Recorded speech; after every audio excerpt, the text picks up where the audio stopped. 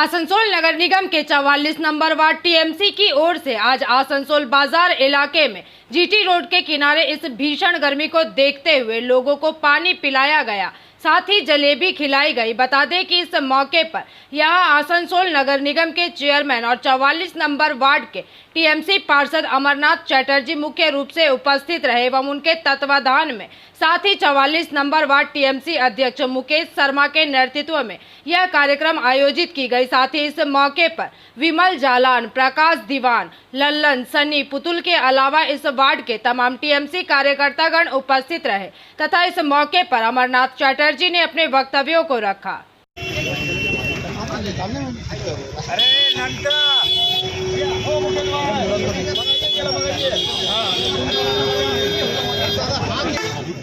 हाँ वो तो फुल देवे ना रखने दिया आपके हाँ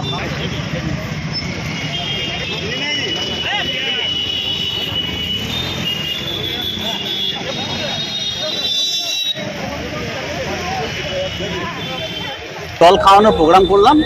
এই তীব্র গরম, মানুষ বাজারে আসে, বাজারের মানুষের কাছ থেকে সহায়তা পায়, সেই জন্য আমরা চেষ্টা করলাম যে বাজারের মধ্যেখান থেকে জল দিয়ে দেওয়ার। আমাদের মধ্যে আজকে উপস্থিত রয়েছে আমাদের মুকেশ শর্মা রয়েছে, আমাদের বিমল রয়েছে, আমাদের পুতুল রয়েছে, আমাদের প্রকাশ দিবান রয়েছে, আমাদের লালন রয়েছে, বুবুদা রয়েছে, সঞ্জয় রয়েছে, আমাদের অরুণ শর্মা রয়েছে মন্দিরের প্রধান, আমাদের রোহন রয়েছে, আমাদের সানি রয়েছে। সবাই মিলেই আমরা এই উদ্যোগ নিলাম যে আমাদের যাতে এখানে বাজারের মানুষকে জিলাপি এবং জল খাওয়ালাম। প্রায় 800 বোতল জল এবং 800 জিলাপি আমরা সবারই মধ্যে ডিস্ট্রিবিউশনের মধ্যে যা হোক কিছুটা হলেও মানুষের তৃপ্তি মেটানোর আমরা চেষ্টা করলাম। आसनसोल से बीजू मंडल की रिपोर्ट, पीवीटीवी न्यूज।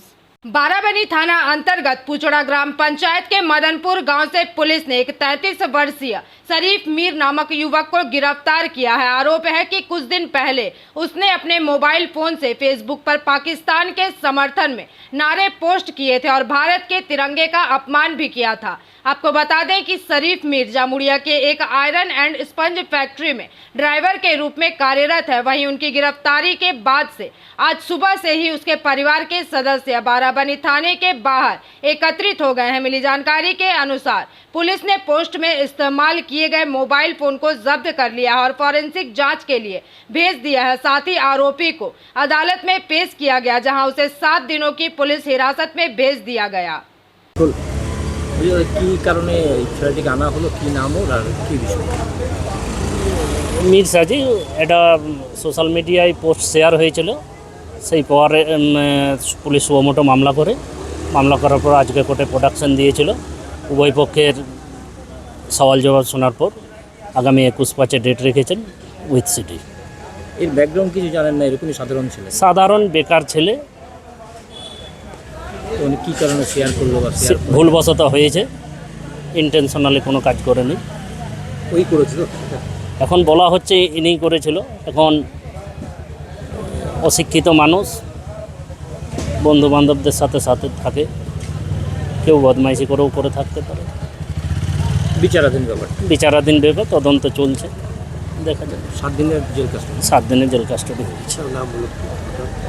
আমার নাম শেখ মহিউদ্দিন, आसनसोल कोर्ट आईनजीबी। आसनसोल से बीजू मंडल की रिपोर्ट, पीवीटीवी न्यूज।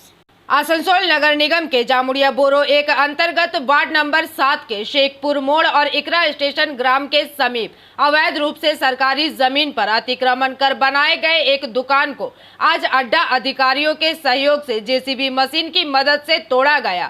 बता दें कि इस कार्यवाही के बाद स्थानीय ग्रामीणों में आक्रोश का माहौल बन गया। इसी क्रम में इकड़ा स्टेशन के स्थानीय निवासियों ने मान स्टील कारखाने के गेट के समक्ष विरोध प्रदर्शन किया। प्रदर्शनकारियों की मांग थी कि इलाके में शौचालय का निर्माण कराया जाए, नियमित रूप से पानी का छिड़काव हो और अन्य बुनियादी सुविधाएं भी प्रदान की जाए। मिली जानकारी के अनुसार लगभग आधे घंटे तक चला यह प्रदर्शन तब शांत हुआ जब मौके पर पहुंची पुलिस ने प्रदर्शनकारियों को समझा बुझाकर 2 दिन का समय मांगा और उनकी मांगों पर विचार करने का आश्वासन दिया। আমার এখানে আজকে 15 বছর আগে দোকান করেছিলাম। সেই দোকানটা আগের বর্ষাকালে পড়ে গেছিলো, নতুন করে আমরা কনস্ট্রাকশন করেছি। এরা এসে সেই দোকানটাকে ভাঙতে শুরু করেছে। এই রোডটা হচ্ছে আজ 3 বছরের রোড, মান রাস্তার রোড ছিল ওই দিকে ওই পাশে, 3 বছর রোড বলছে আমার পুরো এরিয়াটা আমার। এদের টাকার জোর আছে, গরম দেখাচ্ছে, টাকার জোরে আমার দোকানটা ভাঙতে শুরু করেছে পুলিশকে দাঁড় করিয়ে। কারণ জানি না, প্রত্যেকটা ইন্ডাস্ট্রির গোড়াতে দোকান আছে, প্রত্যেকটা ইন্ডাস্ট্রি, স্যামসাংয়ে বড় বড় 3 তলা বিল্ডিং আছে, সুপারের গেটে বড় বড় দোকান আছে, প্রত্যেকটা ফ্যাক্টরি গেটে দোকান আছে, কিন্তু আমার দোকানটা ভাঙছে। এই কারণে ভাঙছে আমার মনে হয় এটা একটা রাজনীতির ব্যাপার আছে, যেহেতু আমি অন্য কারোর সাথে থাকি বলে এরা অন্য ধার থেকে পাঞ্চ করে আমাদেরকে ব্যবস্থা করছে। এটা পুরো কবজা আছে, পুরো জায়গা কবজা আছে। মান স্টের ভিতরে একটা জোরকে বন্ধ করে দিয়েছে, পুরো জোরটাকে ব্লকেজ করে দিয়েছে। আমি অনেককে জানিয়েছে, এরা হচ্ছে টাকা स्टील को ये हम लोग का जो खास जमीन है वो दखल कर रहा था, ठीक है। तो इसके लिए हम लोग बोले हैं उनको कि हम लोग का जो उन्नयन का काम है गांव का वो करने के लिए, इसमें हम लोग का मंदिर जो ढलाई इनकम्प्लीट है उसको पूरा करना है, और टॉयलेट वहाँ पे होता था टॉयलेट वगैरह, तो टॉयलेट का निर्माण करने के लिए हम लोग बोले हैं। उसके साथ हम लोग बोले हैं कि रोड में वगैरह में पानी नहीं देता है ये, और 10-15 लड़का को काम के लिए दाबी दिए। अगर ये सब कर दिया जाएगा तो हम लोग के लिए बहुत ही हेल्प होगा, और क्योंकि यहाँ पे सड़ा के पार्किंग कर रहा है तो ये हम लोग को बहुत डिस्टर्ब हो रहा है, डिस्टर्ब होने वाला है कि डस्ट इतना वहाँ पे पड़ने वाला है। यहाँ देखिए, हमारे प्लांट के सामने में कुछ ज़मीन एडीडीए की खाली पड़ी हुई थी, तो हम लोगों ने दरख्वास्त किया था। उसके अनुसार एडीडीए ने उस ज़मीन पे पार्किंग के लिए हमको वो ज़मीन दी। उसके एवज में उसने जो भी उनके चार्जेस है वो सब लिया, और उसके दस्तावेज भी है हमारे पास में टोटल। उसके बाद में पैसा जब जमा हो गया तो हमको ज़मीन हैंडओवर करना था। जो ज़मीन था उसमें कुछ जगह में कुछ अतिक्रमण किया हुआ था, तो उनके जो नियमानुसार वो जो अतिक्रमण है उनको खाली करके जब वो क्लियर हो जाएगा ज़मीन, उसके बाद में ही वो मेरे को हैंडओवर करते हैं। आज उन्होंने पुलिस के साथ में यहाँ पर आकर के अपना जो भी अतिक्रमण था उसको क्लियर करवाने की कार्रवाई करेंगे। अब जब वो अतिक्रमण क्लियर हो जाएगा उसके बाद हम उनको हैंडओवर करेंगे, और फिर मैं उसको पार्किंग के पर्पज़ के लिए व्यवहार करूँगा। और इसके अंदर में कहीं कोई दखल नहीं है। आज एडीडीए से भी सभी कोई आए हुए थे ऑफिसर, और पुलिस भी आई हुई थी जिन्होंने इस काम को एग्जीक्यूट किया है। तो इसके अंदर में दखल का कोई चीज़ नहीं है। एडीडीए हमको हैंडओवर करेगा, मैं उसको पार्किंग के पर्पज़ के लिए यूज़ करूँगा। कितना जमीन होगा? वो डिटेल्स फ़िलहाल मेरे पास में रेडीली अवेलेबल नहीं है, लेकिन जो भी ज़मीन हमने लीज पर लिया उस पर पार्किंग के लिए दखल या जोर जबरदस्ती का चीज़ नहीं है। ऐसे कुछ ग्रामवासी लोग आरोप लगाते हैं कि वो जो सिंगारन नदी है कैनो, उसका भी अतिक्रमण मान स्टील भी किया है। जो भी रोकेगा वो खुद पानी में बह जाएगा, ये आप भी समझ रहे हो कि नदी को रोका नहीं जा सकता है। अतः इसके लिए क्या है कि West Bengal pollution control board ने एक कमेटी बनाई है, जिसके अंदर में कि एडीडीए है, इरिगेशन डिपार्टमेंट है, West Bengal pollution control board है, इंडस्ट्रियल एसोसिएशन है, और वो लोग इसका देखरेख करने का जिम्मेदारी उनको दिया गया है। और नदी जाने वाला जो मेन रास्ता है वो भी आप पूरा दखल कर रहे हैं, ऐसे भी आरोप आपके ऊपर लगा रहा है। लेकिन नदी को कोई रोक नहीं सकता। नदी जाने वाला जाने का रास्ता जो अभी जो जाने का जो मेन मार्ग होता है ग्रामवासी का। देखिए, पहला बात तो आपको ये बता दें कि नदी जो है वो इधर में है नहीं। इधर में जो है उसको बोलते हैं जोड़। जोड़ी है, जोड़ है नहीं, नदी भी है। नदी आपका उधर से रेशमी का जो प्लॉट है उधर से होते हुए गगन से होते हुए निकला है, वो नदी है, वो है मेन स्ट्रीम नदी का। और ये है एक जोड़, जो दो जमीन के बीच में, ढलाव के बीच में एक जोड़ क्रिएट होता है। वो जोड़ से पानी जा कर के मिलता है नदी में। आपको इसका टोपोग्राफी पूरा अगर निकालिएगा तो आपको उसका डिटेल्स पता चल जाएगा। अदरवाइज आप कभी आइएगा तो मैं आपको इसका सारा चीज़ डिटेल्स प्रोवाइड कर दूँगा। और उसके चारों तरफ में जो भी है प्राइवेट लैंड है, वहाँ कहीं कोई सरकार का लैंड नहीं है। तो जो प्राइवेट लैंड है उसके ऊपर में हर जो भी इंडस्ट्री है वो अपना जो भी जिसका प्राइवेट के हिसाब से जो होता है वो होता है। कोई वहाँ पे गवर्नमेंट का एडीडी का कहीं कोई ज़मीन नहीं है। आपको परिचय क्या है? मैं Maan steel and power limited में deputy general manager Ashutosh Chaudhary. Jamuria से दिलीप साहू की रिपोर्ट, पीवीटीवी न्यूज। तेज आंधी तूफान के दौरान मेजिया ताप विद्युत केंद्र में एक निर्माणाधीन चिमनी के पास लोहे का अस्थायी ढांचा गिरने से 2 श्रमिकों की मौके पर ही मौत हो गई, जबकि एक अन्य गंभीर रूप से घायल है। यह दर्दनाक हादसा बुधवार शाम को उस समय हुआ जब कुछ श्रमिक पास के टीन के शेड के नीचे शरण ले रहे थे। बताया जा रहा है कि विद्युत केंद्र में एक नया प्रदूषण नियंत्रण चिमनी बनाई जा रही है। संबंधित ठेकेदार कंपनी के श्रमिक लगभग 100 मीटर की ऊंचाई पर लोहे का अस्थायी ढांचा तैयार कर रहे हैं। अचानक आई तेज आंधी में ढांचे का एक हिस्सा उड़कर नीचे गिर गया और टीन सेट पर आ गिरा, जहां 6 श्रमिक तूफान से बचने के लिए छिपे हुए थे। आपको बता दें कि गिरते ही सेट पूरी तरह से ढह गया, जिसमें प्रेम शंकर और कंवरपाल नामक 2 श्रमिकों की मौके पर ही मौत हो गई और दोनों मृतक उत्तर प्रदेश के बरेली जिले के निवासी बताए जा रहे हैं। वहीं एक अन्य श्रमिक गंभीर रूप से घायल हो गया, जिसे काफी समय बाद दुर्गापुर के एक निजी अस्पताल में भर्ती कराया गया। घटना की सूचना मिलते ही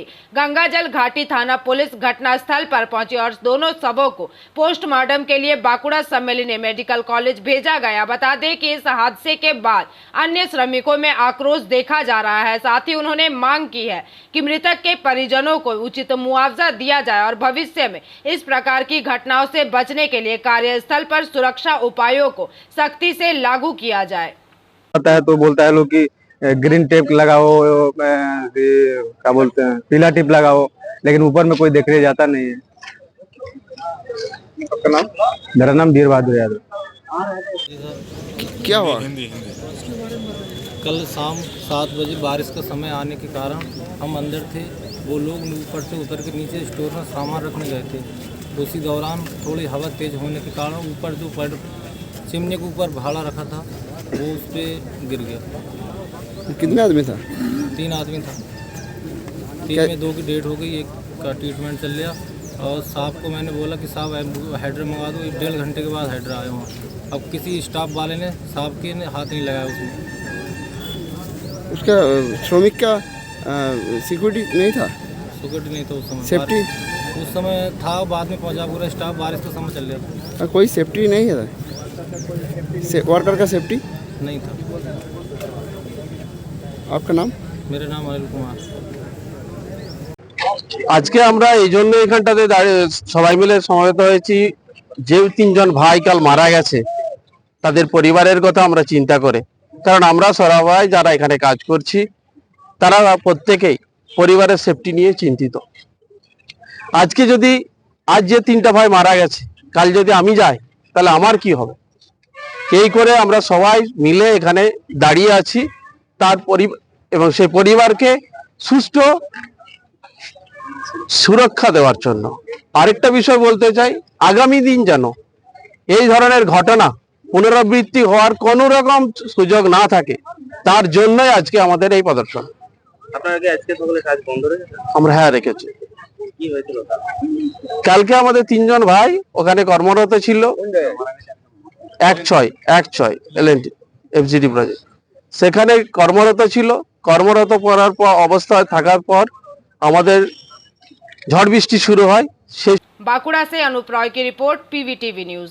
रानीगंज के रोनाई इलाके के अहमदनगर निवासी मोहम्मद अताउल, जो कि 9 मई को पंजाबी मोड़ इलाके में एक मिनी बस की चपेट में आकर गंभीर रूप से घायल हो गए थे, अब दुर्गापुर के एक निजी अस्पताल में जीवन और मृत्यु के बीच संघर्ष कर रहे हैं। आपको बता दें कि इस दुर्घटना के बाद मंगलवार को मोहम्मद अताउल के परिवारजनों और पड़ोसियों ने रानीगंज के नए बस स्टैंड के पास सड़क जाम कर 2 घंटे तक प्रदर्शन किया। इस दौरान बसों की आवाजाही पूरी तरह से बाधित रही। इस संबंध में मोहम्मद अताउल की मां ने भावुक होकर अपनी बातों को रखा। बता दें कि प्रदर्शन में मौजूद लोगों ने आरोप लगाया है कि दुर्घटना के समय बस एसोसिएशन के अधिकारी और बस मालिक मौके पर पहुंचे थे और इलाज का पूरा खर्च उठाने का आश्वासन दिया था, लेकिन अब जब इलाज का खर्च 2.5 लाख रुपए तक पहुंच गया है, तब वे ना ही फोन उठा रहे हैं और ना ही सहायता दे रहे हैं। अब तक सिर्फ 20,000 रुपए की राशि दी गई है, जिसे प्रदर्शनकारियों ने बेहद नाकाफी और अपमानजनक बताया। मिली जानकारी के अनुसार मोहम्मद अताउल की उम्र मात्र 26 वर्ष है और इस दुर्घटना से उनके परिवार की स्थिति और भी संवेदनशील हो गई है। वहीं दूसरी ओर वार्ड संख्या 35 की पार्षद अख्तरी खातून ने भी इस घटना पर गहरा दुख व्यक्त करते हुए अपने वक्तव्यों को रखा।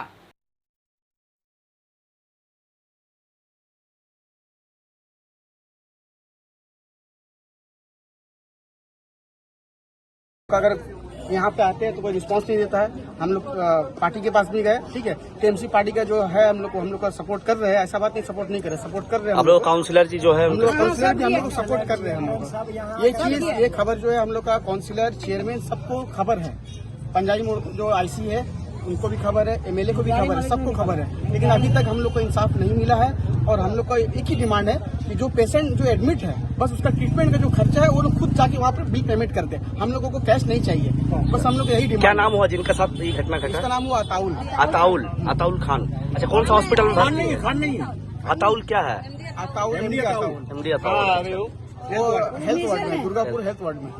ये मैनेजमेंट क्या बोला? मैनेजमेंट बोल रहा है अभी हम लोग पहले 20,000 रुपये देने का बात किया था, तो बताइए किसी के ऊपर बस चढ़ा के 20,000 रुपये देने से हो जाएगा? रोज डेली 50,000 का बिल बन, वहाँ पर अब तक का 2.5 लाख का बिल हो चुका है। आप लोग क्या चाह रहे हैं? हम लोग चाह रहे हैं कि वो लोग वहाँ का पूरा बिल पेमेंट कर दे। अब पेशेंट का जो है बहुत चीज है, वो बहुत गरीब है, उनका नया शादी हुआ, उनका वाइफ। अच्छा, इधर आपका नाम? मेरा नाम इम्तियाज शेख। अभी आप लोग क्या किए? मांगना कल अच्छा पार्टी वाला गया, चेयरमैन गया, बुलाया उन लोग के, ड्राइवर को बोला, ड्राइवर आई भी नहीं कर रहा। मैंने हम लोग कोई वैल्यू नहीं है। बोलो कभी मेरा माँ मर जा रहा, मेरे बच्चा को मिला के बात करा, किसी का फोन नहीं कर रहा, किसी का। हम लोग को इंसाफ चाहिए, इंसाफ चाहिए, इंसाफ चाहिए। मेरा लड़का जैसे था उसी लड़का चाहिए बस। अभी आप लोग क्या किए? अभी क्या किए? जब देखे कोई ना सुन रहा तो लोग बस अड्डा खड़ा किया है। हम लोग को सिर्फ इंसाफ चाहिए, हम लोग इंसाफ चाहिए। क्या नाम हुआ आपका? আমরা তাজু বিবি।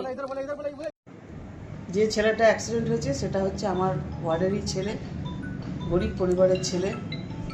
ডিউটি যাচ্ছিল, সেই পথে তার অ্যাক্সিডেন্ট হয়েছে। হ্যাঁ, অ্যাক্সিডেন্ট হয়েছে। তো তারা চাইছে যে তাদের ছেলে যাতে সুস্থ হয়ে আসে। বাস অ্যাসোসিয়েশনের কাছে ওদের আবেদন, ওদের ঘেরাও করার মূল উদ্দেশ্য হচ্ছে আবেদন যে তাদের বাড়ির পরিবারের ছেলেটা যাতে ট্রিটমেন্টটা পায়, ট্রিটমেন্টটা সঠিক হয়, তার জন্যই তারা হয়তো ঘেরাও করছে। আপনারা কি ব্যবস্থা নিচ্ছে? আমরা অ্যাসোসিয়েশনের সাথে কথা বলবো। এখন আমাদের মলয়দার ভাই পুচুদার সাথে কথা হয়েছে, অ্যাসোসিয়েশনকে নিয়ে বসবো, থানা বসবে, সবাই থাকবে, বড় চেয়ারম্যান থাকবেন, যাতে ওই পরিবারটার ছেলেটা যাতে সুস্থ হয়ে ঘরে ফিরে আসে, সেটাই আমরা চাই। ছেলেটার বিয়ে হয়েছে 1 বছর হলো, তার স্ত্রী দেখবেন খুব অল্প বয়সী মেয়ে, সে প্রেগনেন্টও আছে। তার দিকে তাকিয়ে আমি যারাই বসবে আমি একটাই কথা তাদেরকে বলবো, এবং তার মহিলাও, সেই যে ছেলেটা অ্যাক্সিডেন্ট হয়েছে তার মহিলাও থাকবে, তার দিকে তাকিয়ে মানবিকতার যে জিনিসটা সেটা যাতে সবাই পূরণ করে। হ্যাঁ, আমি এটা বলছি না 10 লাখ 15 লাখ টাকা খরচা হবে, এটা করতে হবে বা खाने वाला है, गरीब बच्चा है, गरीब परिवार से आता है, वो काम करने के लिए मेरा बच्चा जैसे ठीक हो जाए, सबका डिमांड यही था। नहीं माना, उस वजह से फिर बस का उन लोग चक्का जाम किया। हम मीटिंग में गए हुए थे आसनसोल। आसनसोल में सर कहाँ बैठक हुआ? बैठक आसनसोल में नहीं हुआ, हम मीटिंग में थे। और हमारा एक नेता भी आज कैप्टन दा डेथ कर गए, इंतकाल कर गए। हम लोग जिला ऑफिस में थे, वहाँ पर पोचूदा फोन करके हमको बोले ऐसा ऐसा रानीगंज में बस स्टैंड में তোমাদের পাড়া ছেলেগুলা জাম করে দিয়েছে, গাড়ি বেরোতে দিচ্ছে না। তো আক্তারি দিকে তুমি বলো, ওনার এই ওয়ার্ডে আছে, কারণ আমরা তো জানি না কি হয়েছে না হয়েছে। অ্যাক্সিডেন্ট হয়েছে আমরা এসব জানি, বসে কথা করেছিলাম, ওটা দেখে নাও। ঠিক আছে, আমি দেখে নিচ্ছি। আমি আক্তার দিদিকে ফোন করলাম, তারপরে বাস স্ট্যান্ড চান্দুদাকে ফোন করলাম। তো অজুদা বললো যা হবে বসে হয়ে যাবে, খরচা তো দিতে হবে, ট্রিটমেন্ট করাতে হবে, সেটা আমি বলে দিচ্ছি। বাস অ্যাসোসিয়েশন মালিকদের সবাইকে বলে দিচ্ছি, তুমি ফোন করে বলে দাও ওদেরকে এরকম ভোতা হয়েছে, তোমরা সরে যাও, গাড়ি চলতে দাও। তো আমি কথা করলাম। फिर आईसी साहब আমাকে ফোন করলেন, ডিউটি অফিসার ছিলেন উত্তম বাবু, ছেলেদের সঙ্গে কথা করলাম, আমার কাউন্সিলর সঙ্গে কথা করলাম। কথার পর ওরা বললো ঠিক আছে, এরা তো রোজ আজকাল বলছে, বসছে না। আর আমার পেশেন্টের অবস্থা খুবই খারাপ যাচ্ছে, মারাও যেতে পারে। তো আপনি আমরা সরে যাচ্ছি, মালিকরা আসুক, বলে দিচ্ছি আমরা বস। रानीगंज से सम्राट दास की रिपोर्ट, पीवीटीवी न्यूज। इस चिलचिलाती गर्मी में राहगीरों को राहत पहुंचाने के उद्देश्य से प्रयास वेलफेयर सोसाइटी लगातार रानीगंज के विभिन्न इलाकों में शरबत वितरण का कार्य कर रही है। आपको बता दें कि इसी क्रम में आज संस्था ने Shri Shyam agro biotech private limited के सहयोग से भगत सिंह मोड़ के पास एक विशेष शिविर का आयोजन किया, जहां करीब 1500 से भी अधिक राहगीरों को सत्तू का शरबत पिलाया गया। इस संबंध में संस्था के संस्थापक श्री पिंटू गुप्ता ने अपने वक्तव्य रखे।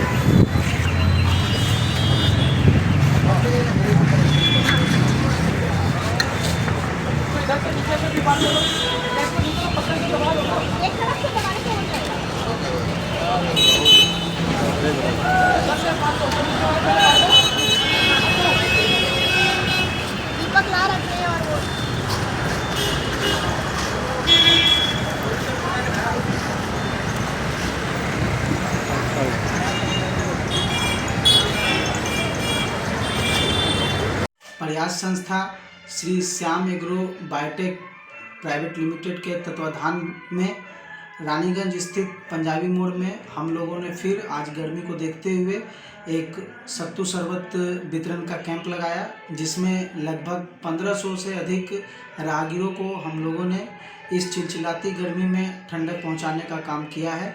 और आगे भी हमारे संस्था का ये लक्ष्य रहेगा कि जब तक गर्मी कम नहीं हो जाती है तब तक हमारे संस्था के सदस्य अलग अलग जगहों पर जाके जहां राहगीरों की संख्या ज़्यादा रहती है वहां पर हम लोग इसी तरीक़ा से सत्तू का शरबत, आम का शरबत या रसना पानी जो भी हम लोगों से बन पड़ेगा हम लोग वो कैंप लगाएंगे और राहगीरों को राहत देने का काम करेंगे।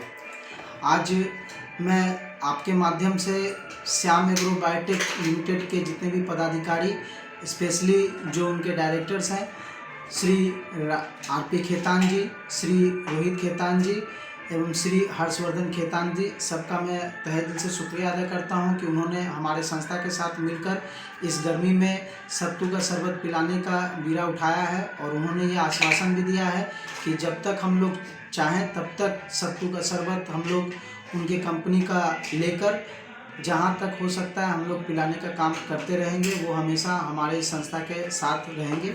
उसके लिए मैं रोहित भैया का स्पेशली धन्यवाद देता हूं और साथ ही साथ आपके माध्यम से सबको ये अनुरोध भी करता हूं कि गर्मी बहुत ज़्यादा बढ़ रही है तो आप लोग ज़रूरत पड़ने पे ही घर से बाहर निकले, अगर हो सके तो उस काम को टालें और शाम को वो काम करें, क्योंकि जान है तो जहान है। धन्यवाद। रानीगंज से सम्राट दास की रिपोर्ट, पीवीटीवी न्यूज़। विश्व प्रसिद्ध नर्स फ्लोरेंस नाइटिंगेल की जयंती के अवसर पर मंगलवार को रानीगंज के आलूगोड़िया ब्लॉक प्राथमिक स्वास्थ्य केंद्र में नर्सेज डे हर्षोल्लास के साथ मनाया गया। बता दें कि इस मौके पर स्वास्थ्य कर्मियों ने केक काटा और एक रक्तदान शिविर का भी आयोजन किया गया, जिसमें केंद्र की नर्सों सहित अन्य स्टाफ ने उत्साहपूर्वक हिस्सा लिया। साथ ही कार्यक्रम में स्वास्थ्य केंद्र के सभी कर्मचारियों ने सक्रिय भागीदारी की और आयोजन को सफल बनाया। इसके साथ ही मौके पर block medical officer health doctor सकैत दास तथा स्वास्थ्य केंद्र की सामुदायिक स्वास्थ्य अधिकारी झुमादा चैटर्जी ने अपने वक्तव्य रखे। नार्सेस डे सेलिब्रेशन फ्लोरेंस नाइटिंगेलेर जन्मदिन। आज সেই মহামানুষের জন্মদিন, যার পদতলে আমরা আশ্রিত হয়ে মানব জাতির সেবায় নিজেদের উৎসর্গ করার অঙ্গীকারবদ্ধ হয়েছি। আমাদের এই বছরের নার্সেস ডে থিম হচ্ছে our nurses our future, caring for nurses strengthen our economics. আজকের এই দিনটা আমরা মানে খুব সুন্দরভাবে উদযাপন করার জন্য একটা রক্তদান শিবিরের আয়োজন করেছি। এই রক্তদান শিবির আমরা সমস্ত যারা নার্সিং স্টাফ আছি, আমরা যারা এই সেবার সাথে যুক্ত আছি, তারা সবাই মিলে এই প্রোগ্রামটাকে সাফল্যমণ্ডিত করার জন্য রক্তদান জীবনদান, এটা কিন্তু সবাই জানে। আজ আমাদের একজনের যে রক্তটা সেটা আমাদের আসানসোল ব্লাড ব্যাংকে সেপারেশন হয়ে মানে এক ইউনিট ব্লাড দিলে আমরা সেখান থেকে 3টে ইউনিট ব্লাড পাই। সেপারেশন হয়ে মানে আমার একজনের ব্লাড 3 জনের ওটা কাজে লাগছে, যার জন্য সবাইকেই বলবো সবাই এগিয়ে আসুন, রক্তদান করুন। একটা রক্ত মানে এক বোতল রক্ত 3 জনের জীবন একসাথে সুরক্ষিত করবে। আমার নাম ঝুমা দা, সিএইচও জেমারি, রানীগঞ্জ ব্লক। পালন করা হলো। আচ্ছা, আজকে আমরা রানীগঞ্জ বিপিএসসি থেকে ব্লাড ডোনেশন ক্যাম্পের জন্য অ্যারেঞ্জ করেছি। সেখানে যে কেউ আমাদের হেলথ স্টাফরাই ম্যাক্সিমাম আমরা ব্লাড ডোনেট করছে। আমরা জেনারেল পাবলিককেও করেছি, অ্যাওয়ার করেছি যাতে তারাও আসে ব্লাড ডোনেট করে। আর এর সাথে আমরা আরেকটা দুটো প্রোগ্রাম অ্যারেঞ্জ করেছি, সেটা হচ্ছে আমাদের নার্সেস ডে, যেটা ছিল গতকাল। তো গতকাল ছুটি থাকার কারণে আজকে আমরা অ্যারেঞ্জ করেছি নার্সেস ডে। তো নার্সেস ডে সেলিব্রেশন হচ্ছে, প্রতিটা নার্সিং দিদি যে আমরা ফেলিসিটেট করব। আর নার্সিং দিদিরা যে কষ্ট করে যে কাজ করছে, এফার্টলেসলি নাইট ডে করে কোনো তার বিভেদ না করে ডিউটি করে যাচ্ছে, সেটার জন্য তাদের ফেলিসিটেট করা হবে। আর তার সাথে আমাদের আজকে যে নতুন আয়ুর্বেদিক মডার্নাইজড ওপিডি আছে, সেটা নতুন বিল্ডিং ইনগ্রেশনও হবে। এখানে আমাদের গেস্টরা সেই আমার এখন সামার ক্রাইসিস চলছে অলরেডি আসানসোল ডিস্ট্রিক্ট হসপিটাল আর দুর্গাপুর সাব ডিভিশন হসপিটালে, সেটার জন্যই অ্যারেঞ্জ করা বেশি করে। তো সবাইকে বলবো যেন এগিয়ে আসে, স্বেচ্ছায় যেন রক্তদান সবাই করে। টার্গেট করেছি 50 ইউনিটের, তো দেখা যাক কতটা কী হচ্ছে। নার্সিস ডে তো আমরা এটা হচ্ছে ইন্টারন্যাশনাল নার্সিস ডে, 12 মে সেলিব্রেট করা হয় ফ্লোরেন্স নাইটিঙ্গেলের বার্থডে অ্যানিভার্সারি হিসাবে। তো ওনার নিয়ে কিছু বলার নেই, কিন্তু উনি যে সার্ভিস দিয়েছেন ওনার পথ ধরেই আমার আজকে পুরো হেলথ সিস্টেম চলছে। ডাক্তাররাও তো অ্যাট দ্য পিকে থাকে, কিন্তু যে backbone of the health care system সেটা কিন্তু আমাদের নার্সিং দিদিরা। তো নার্সিং দিদিরা ছাড়া কিন্তু পুরো হেলথ সিস্টেম কিন্তু অকেজো হয়ে পড়ে যদি নার্সিং দিদিরা না থাকতো। কিন্তু আমার পেশেন্ট ফার্স্ট যে কন্ট্যাক্টে থাকে কিন্তু নার্সিং দিদিরা। ডাক্তার প্রথমে থাকে, আগে নার্সিং দিদিরা দেখে, নার্সিং দিদিরা পরে তো ডাক্তারবাবুরা এসে ট্রিটমেন্ট করে। তো নার্সিং দিদিদের নিয়ে বলার কিছুই নেই, ওনারা যা কাজ করে করছেন ভালো করছেন, এটাই বলবো। ওনাদের জন্য অভিনন্দন, ভালো সবাই ভালো থাকবে এইগুলো। স্যার আপনার নাম পরিচয়? আমার নাম হচ্ছে, আমি ডক্টর সৈকত দাস, বিএমএইচ রানীগঞ্জ। रानीगंज से सम्राट दास की report, PVTV news. Social media पर देश विरोधी पोस्ट डालने वालों पर बांकुड़ा जिला पुलिस की कार्यवाही जारी है। बता दें कि हाल ही में रायपुर और बड़जोड़ा से 2 युवकों की गिरफ्तारी के बाद पुलिस ने अब विष्णुपुर थाना क्षेत्र से एक और युवक को गिरफ्तार कर लिया है। आपको बता दें कि भारत और पाकिस्तान के बीच तनावपूर्ण माहौल को देखते हुए बांकुड़ा जिला पुलिस सोशल मीडिया पर कड़ी निगरानी रख रही है, ताकि किसी भी देश विरोधी या धार्मिक उन्माद फैलाने वाली गतिविधि को रोका जा सके। और इसी क्रम में विष्णुपुर थाने की पुलिस ने बगदाहरा गांव के मुस्ताक मंडल के प्रोफाइल पर आपत्तिजनक पोस्ट देके इस पोस्ट में युवक धार्मिक उन्माद फैलाने का प्रयास कर रहा था, जिसके बाद पुलिस ने स्वतः संज्ञान लेते हुए मुस्ताक मंडल के खिलाफ मामला दर्ज कर जांच शुरू कर दी और उसे गिरफ्तार कर विष्णुपुर महकमा अदालत में पेश किया।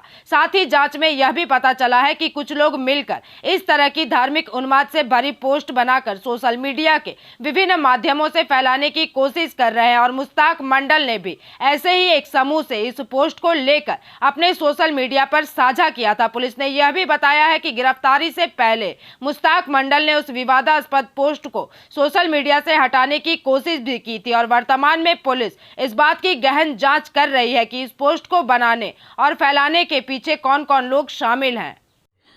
গতকাল বিষ্ণুপুর থানার যে সোশ্যাল মিডিয়া মনিটরিং সেল রয়েছে, সেই সেল তাদের রুটিন ওয়ার্ক করার সময় অর্থাৎ মনিটরিং করার সময় দেখতে পায় যে বিষ্ণুপুর থানার অন্তর্গত বাগডোহরা বলে যে গ্রাম আছে, সেখানের জনৈক ব্যক্তি তার ফেসবুকের প্রোফাইল থেকে এমন কিছু বক্তব্য শেয়ার করেছেন যা বিভিন্ন সম্প্রদায়ের মানুষের মধ্যে বিদ্বেষ, ঘৃণা এবং উত্তেজনা তৈরি করতে পারে।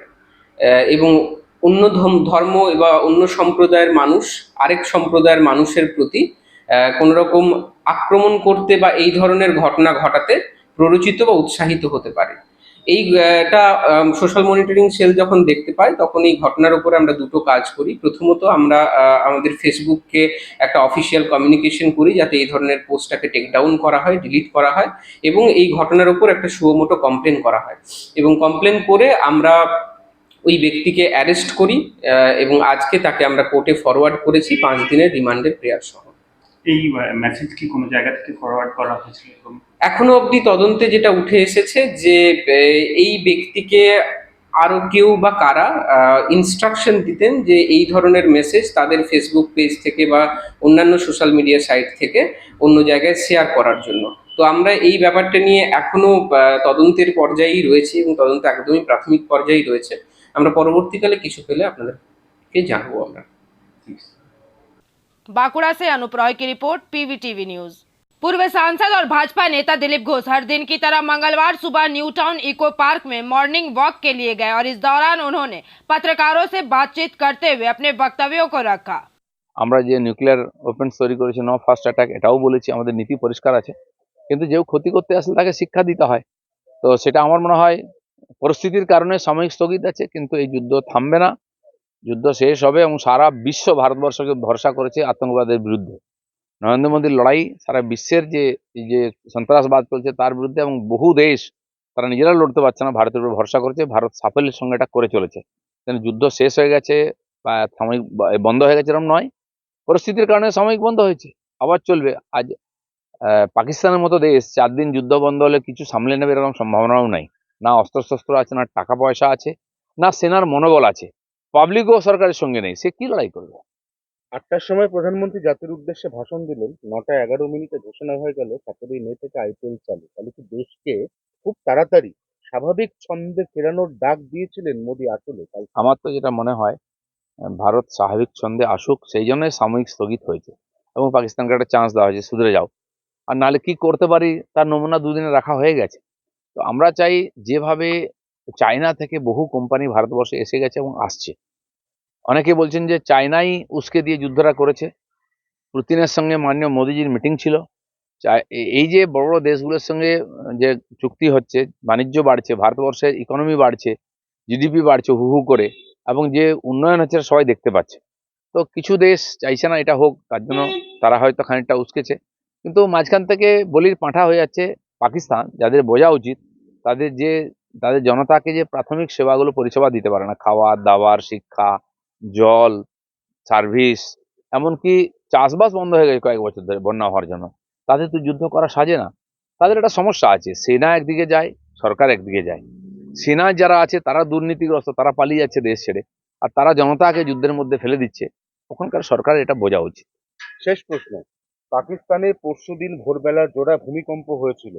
প্রথমে ভূমিকম্প মনে হয়েছিল, পরবর্তীকালে বিভিন্ন ইন্টারন্যাশনাল সোর্স, কোনোটাই কনফার্ম নয়, তারা বলছে পাকিস্তান ওই সময় তাদের পারমাণবিক অস্ত্র পরীক্ষা করেছে। পাকিস্তানে পেঁয়াজের কিলো হয়ে গেছে 800 টাকা।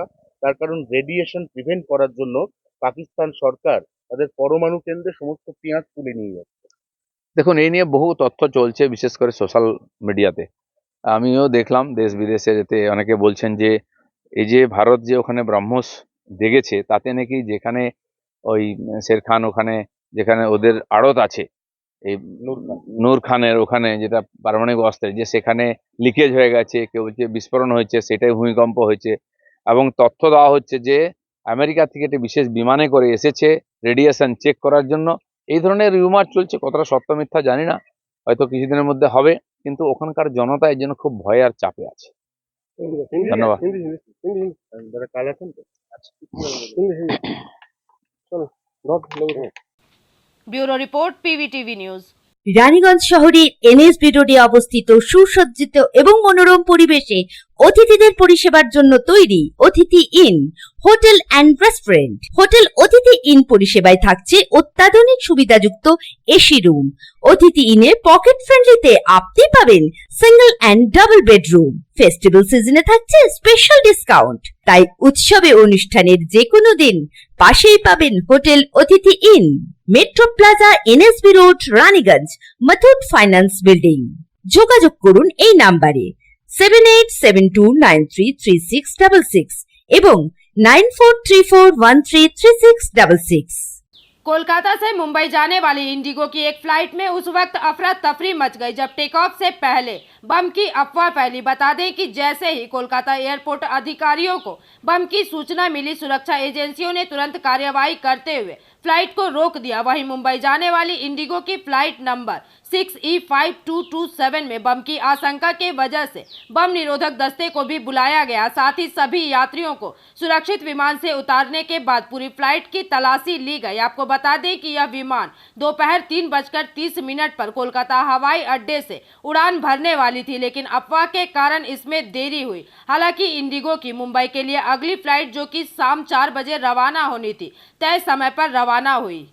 कोलकाता से मुंबई जाने वाली इंडिगो की एक फ्लाइट में उस वक्त अफरा तफरी मच गई जब टेक ऑफ से पहले बम की अफवाह फैली। बता दें कि जैसे ही कोलकाता एयरपोर्ट अधिकारियों को बम की सूचना मिली, सुरक्षा एजेंसियों ने तुरंत कार्यवाही करते हुए फ्लाइट को रोक दिया। वहीं मुंबई जाने वाली इंडिगो की फ्लाइट नंबर 6E5227 में बम की आशंका के वजह से बम निरोधक दस्ते को भी बुलाया गया। साथ ही सभी यात्रियों को सुरक्षित विमान से उतारने के बाद पूरी फ्लाइट की तलाशी ली गई। आपको बता दें कि यह विमान दोपहर 3:30 पर कोलकाता हवाई अड्डे से उड़ान भरने वाली थी, लेकिन अफवाह के कारण इसमें देरी हुई। हालांकि इंडिगो की मुंबई के लिए अगली फ्लाइट जो कि शाम 4 बजे रवाना होनी थी, तय समय पर रवाना हुई। Bureau report, PVTV news. সঙ্গীত শিল্পী প্রিয়াঙ্কা লাহার উদ্যোগে দুর্গাপুর সিম্ফনি মিউজিক একাডেমির তরফ থেকে দুর্গাপুরের বুকে আবার আসতে চলেছে সুর সংগ্রাম সিজন 2। তরুণ প্রজন্মের জন্য এক দারুণ সুযোগ। যাদের গলায় আছে সুর, মনে আছে গান, তাদের জন্য এই প্ল্যাটফর্ম। নিজেকে প্রমাণ করার এটাই সুযোগ। অডিশনের দিনগুলি হলো 17ই মে 2025 এবং 18ই মে 2025।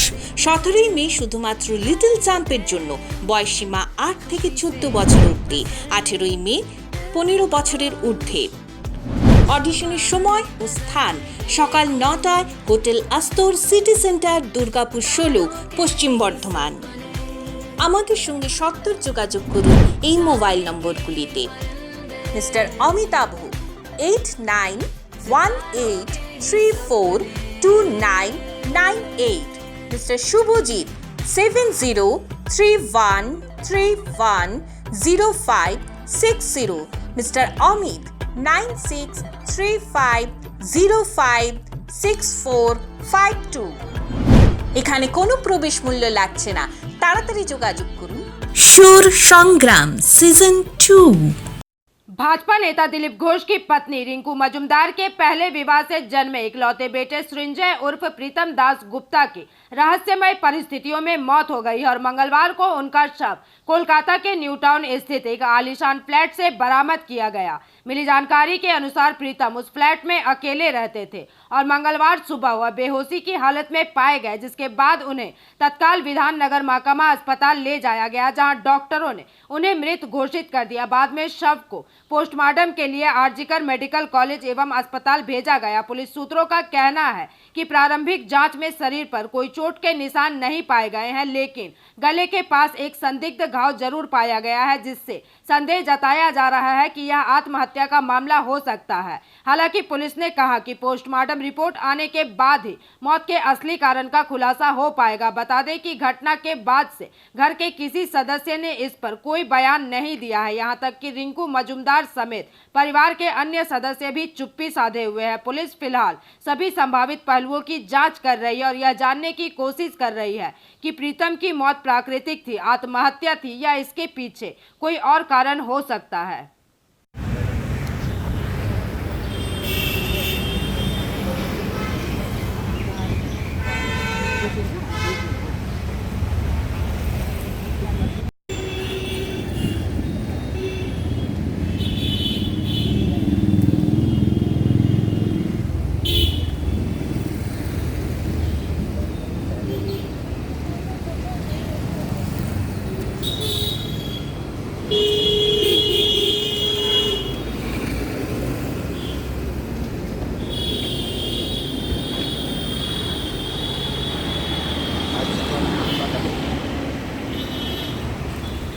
Bureau report, PVTV news. সঙ্গীত শিল্পী প্রিয়াঙ্কা লাহার উদ্যোগে দুর্গাপুর সিম্ফনি মিউজিক একাডেমির তরফ থেকে দুর্গাপুরের বুকে আবার আসতে চলেছে সুর সংগ্রাম সিজন 2। তরুণ প্রজন্মের জন্য এক দারুণ সুযোগ। যাদের গলায় আছে সুর, মনে আছে গান, তাদের জন্য এই প্ল্যাটফর্ম। নিজেকে প্রমাণ করার এটাই সুযোগ। অডিশনের দিনগুলি হলো 17ই মে 2025 এবং 18ই মে 2025। 17ই মে শুধুমাত্র লিটল চ্যাম্পের জন্য, বয়সীমা 8 থেকে 14 বছর অবধি। 18ই মে 15 বছরের ঊর্ধ্বে। অডিশনের সময় ও স্থান সকাল 9টায়, hotel Astor, city centre, Durgapur 16, Paschim Bardhaman. আমাদের সঙ্গে সত্বর যোগাযোগ করুন এই মোবাইল নম্বরগুলিতে। Mister Amitabh 8918342998, mister Shubhajit 7031310560, mister Amit 9635056452। এখানে কোনো প্রবেশ মূল্য লাগছে না, তাড়াতাড়ি যোগাযোগ করুন। সুর সংগ্রাম सीजन 2। जलपाईगुड़ी जिले के सिंगीमारी इलाके में मंगलवार को एक दर्दनाक और दिल दहला देने वाली घटना सामने आई है। मिली जानकारी के अनुसार एक बैंक कर्मी पिता ने अपनी 7 महीने की दिव्यांग बेटी को जहर देकर खुद भी आत्महत्या कर ली। इस घटना से पूरे इलाके में शोक और सनसनी फैल गई है। मृतक पिता की पहचान 30 वर्षीय दीपक रॉय और बेटी की पहचान 7 महीने की अनुरिका रॉय के रूप में की गई है। बता दें कि कुछ महीने पहले ही दीपक की दिव्यांग पत्नी ने भी आत्महत्या कर ली थी। परिवार में लगातार घट रही त्रासद घटनाओं ने स्थानीय लोगों को झकझोर कर रख दिया है। स्थानीय सूत्रों के अनुसार दीपक रॉय बंधन बैंक में कार्यरत थे। मृतक के पिता सनातन रॉय ने इस बारे में अपनी बातों को रखा। पुलिस सूत्रों के अनुसार दीपक ने पहले अपनी बेटी को जहर दिया, फिर खुद भी जहर खाकर फांसी लगा ली। सूचना मिलते ही मैनागुड़ी थाने की पुलिस मौके पर पहुंची और दोनों शवों को पोस्टमार्टम के लिए जलपाईगुड़ी मेडिकल कॉलेज भेजा गया। फिलहाल पुलिस ने मामला दर्ज कर लिया है और आगे की जांच जारी है।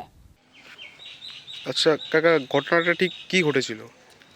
ঘটনা কিছুই নেই, কিন্তু ওই বাচ্চা একটা ছিল তো 7 মাসের বাচ্চা। আচ্ছা, ও করতো চাকরি বন্ধন ব্যাংকে। তো এই বাচ্চাটাকে দেখাশোনার লোক নেই বাড়িতে। আচ্ছা, ঘটনাটা কবে ঘটেছিল? কি ঘটনা? আজকে এই যে মারা যাওয়ার ঘটনা, ঘটনাটা আজকে সকালবেলায়। আচ্ছা, প্রশাসন থেকে কেউ এসেছিল? হ্যাঁ, প্রশাসন থেকে এসে নিয়ে গেল তো।